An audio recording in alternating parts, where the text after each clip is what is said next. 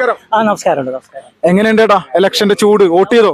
Vote ചെയ്ത് അതിരാവിലെ വന്ന് വോട്ട് ചെയ്ത് ഞങ്ങൾ പ്രതീക്ഷിക്കുന്ന ഈ പ്രാവശ്യം BJP ജയിക്കും. വോട്ടിന്റെ ചിഹ്നമൊക്കെ ഒന്ന് കാണിച്ചത് ചെയ്തതിന്റെ. ഈ സുരേഷ് ഗോപി ജയിക്കുന്നുള്ള പ്രതീക്ഷ പറയുന്നത് എന്താ ചേട്ടാ? അതാണ് ഇവിടുത്തെ ഇപ്പൊ ഒരു മാറ്റം ആവശ്യമാണ് നമുക്ക്. അതാണ് കാരണം നമ്മള് രണ്ട് പാർട്ടിനെയും പരീക്ഷ കഴിഞ്ഞ് ഇങ്ങനെയും കൂടി ഒന്ന് പരീക്ഷിക്കണം. അത് പറ്റിയില്ലെങ്കിൽ 5 വർഷം കഴിഞ്ഞ് നമുക്ക് എന്തുകൊണ്ടും ചെയ്യാലോ. നമ്മളെല്ലാം അവരെ വിജയം തോൽവിയൊക്കെ ഇരിക്കണേ. അത് കാരണം ഈ 5 വർഷം നമ്മൾ നോക്കട്ടെ, അവർ നല്ല രീതിയിൽ ഭരണം കാഴ്ചവെക്കുമെന്ന്. അപ്പോ ഈ സുരേഷ് ഗോപിക്ക് സ്ത്രീജനങ്ങളുടെ ഒക്കെ പിന്തുണ എങ്ങനെ? ഭയങ്കരമായിട്ടുണ്ട് ഈ പ്രാവശ്യം. ന്യൂനപക്ഷ വോട്ടുകൾ എന്താണ്?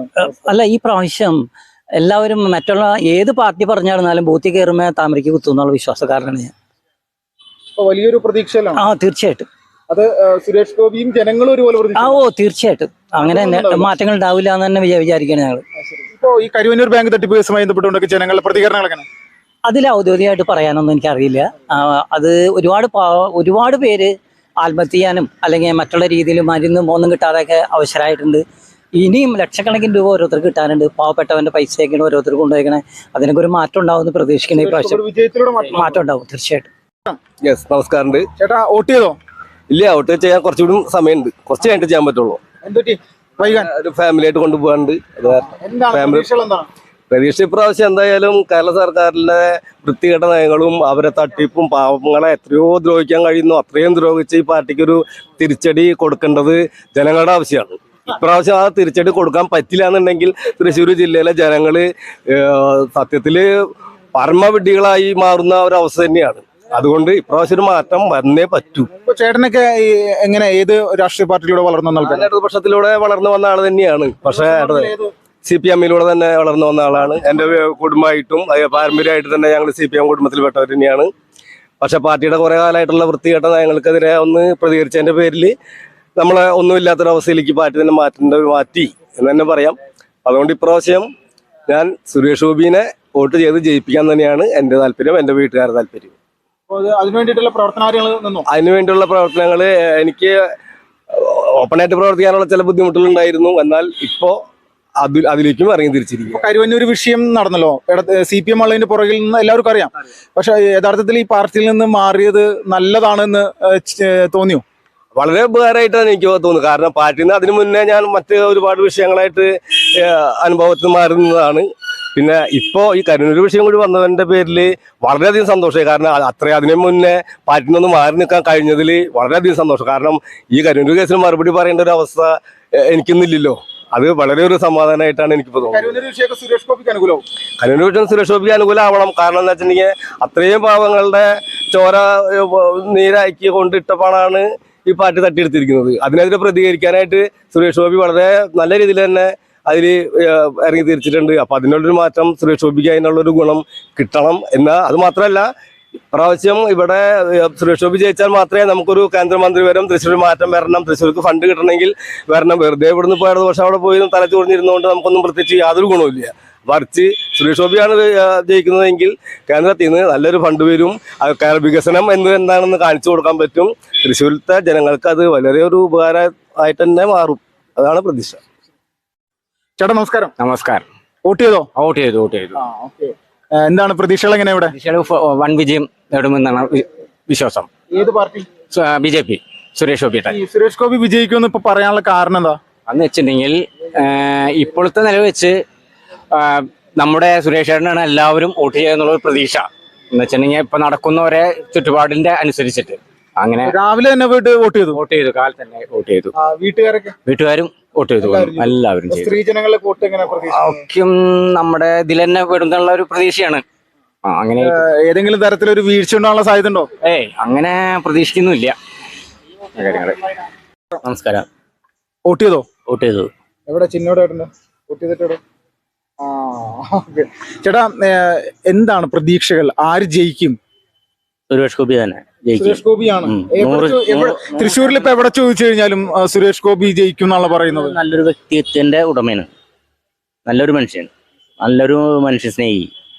നമുക്ക് ഒരു രാഷ്ട്രീയമല്ല അതില് ആളുടെ ആ ഒരു ജനങ്ങളോടുള്ള സ്നേഹം, കൊച്ചുകുട്ടികളോടായാലും സ്ത്രീകളോടായാലും അത്രയും നല്ല പെരുമാറ്റം, നല്ലൊരു ഇതാണ്, നല്ലൊരു മനുഷ്യൻ. അദ്ദേഹത്തിന്റെ പ്രേം നസീർ കഴിഞ്ഞാൽ പിന്നൊരു നടനുള്ളത് ആളാണ്. അത്രയും നല്ല അത്ര നല്ല ഈ വലങ്കൈ കൊടുക്കുന്നത് ഇടങ്കൈ അറിയില്ല എന്ന് പറഞ്ഞാൽ ഇടങ്കൈ കൊടുക്കുന്നത് വലങ്കൈ അറിയില്ല. അത്രയും നല്ല മനുഷ്യനാണ്. അതുകൊണ്ടാണ് നമ്മൾ ഈ ഇതിലേക്ക് വോട്ട് ചെയ്തത്. സ്ത്രീജനങ്ങളുടെ ഒക്കെ വോട്ട് ഇത്തവണ സുരേഷ് ഗോപി തൂത്തുവാരുമോ? ഒരു 80% വോട്ട് സ്ത്രീകളുടെ കിട്ടുന്നുള്ളത് ഉറപ്പാണ്. ന്യൂനപക്ഷം കിട്ടും. ആൾക്ക് ജാതി തിരിവ് വേറെ അങ്ങനെയൊന്നും ഇല്ല. ആ പറച്ചിലൊരു ഇതുണ്ടെന്ന് മാത്രമല്ല, അത് ഇങ്ങനെ ഒരു കാര്യങ്ങൾ വളരെ നല്ലൊരു മനുഷ്യൻ. ഇന്ന് ഇലക്ഷനായിട്ട് പണിക്കൊക്കെ പോകണ്ടിരിക്കുന്നതാണോ? അന്ന് പണിക്ക് പോയില്ല. ഞാനൊരു പെയിന്ററാണ്. അത് എനിക്ക് പോയില്ല. അപ്പൊ വലിയ പ്രതീക്ഷകളാണ്. പ്രതീക്ഷ എന്ന് പറഞ്ഞാൽ മാറ്റം ഉണ്ടാവില്ല. മാറ്റം ഉണ്ടായാലും കാര്യമില്ല. നമ്മള് വർഷങ്ങളായിട്ട് 2 പാർട്ടികൾക്ക് വോട്ട് ചെയ്യണം. നമുക്ക് ഇത്ര ഉപകാരമുള്ളത് നമ്മൾ മനസ്സിലായി. ഇനി വേറൊരാൾക്കും കൂടി നമ്മൾ ഈ എന്താ പറയാ പരീക്ഷിക്കുക. അത്രയാണ്. തൃശ്ശൂരിലെ ജനം ഇതുപോലെയാണ്. അല്ല, തൃശ്ശൂരത്തെ എല്ലാ ജനങ്ങളും ഇങ്ങനെയാണ് ചിന്തിക്കുന്നത്. മാറ്റങ്ങൾ വരട്ടെ. ചേട്ടാ നമസ്കാരം. വോട്ടൊക്കെ ചെയ്തോ? വോട്ട് ചെയ്തു. എന്താണ് എവിടെ വോട്ട് ചെയ്തിട്ട് എവിടെ എന്റെ ചിഹ്നക്കട? ചേട്ടാ എങ്ങനെയുണ്ട് പ്രതീക്ഷകൾ? എങ്ങനെയുണ്ട് പ്രതീക്ഷകൾ? കുഴപ്പമില്ല. ഞാൻ വ്യക്തിപരമായി സുരേഷാണ് സപ്പോർട്ട് ചെയ്യുന്നത്. അപ്പൊ ഇത് എല്ലാവരും സുരേഷ് ഗോപിയെ സപ്പോർട്ട് ചെയ്യുന്ന പറയുന്നു പല ആളുകളും. ഇതൊക്കെ യഥാർത്ഥത്തിൽ വിജയം എന്ന് പറയുന്ന ഒരു സംവിധാനത്തിലേക്ക് എത്തുമോ? ഒരു 80% നമുക്ക്, പിന്നെ എല്ലാം ജനങ്ങളുടെ കയ്യിലല്ലേ. കാര്യങ്ങള് സെറ്റ് ആവുമെന്ന് പ്രതീക്ഷിക്കുന്നു. വലിയ മാറ്റങ്ങളാണ്. ജയിക്കട്ടെ എന്നാണ് നമ്മുടെ പ്രാർത്ഥന. ഈ കരുവന്നൂർ വിഷയമൊക്കെ അറിഞ്ഞിരുന്നല്ലോ കേട്ടോ, അടുത്താണല്ലോ നിങ്ങൾ. അപ്പോൾ ഇതൊക്കെ ജനങ്ങളുടെ മനസ്സിൽ എങ്ങനെയാണ് ഒരു പാർട്ടി എന്നുള്ള CPM-നെതിരെയൊക്കെ എങ്ങനെയാണ് വികാരം? പാർട്ടി ബേസ് വെച്ച് അവരെ സപ്പോർട്ട് നമുക്ക് പറയാൻ പറ്റില്ല. നമ്മളെ കുറിച്ച് നമുക്ക് വലിയ ബാങ്ക് തകർന്നു പോയി. ജനങ്ങളുടെ കഷ്ടപ്പാടാണ്. ആത്മഹത്യ ചെയ്തിട്ടുണ്ട് കുറച്ച്, 2-3 പേര്.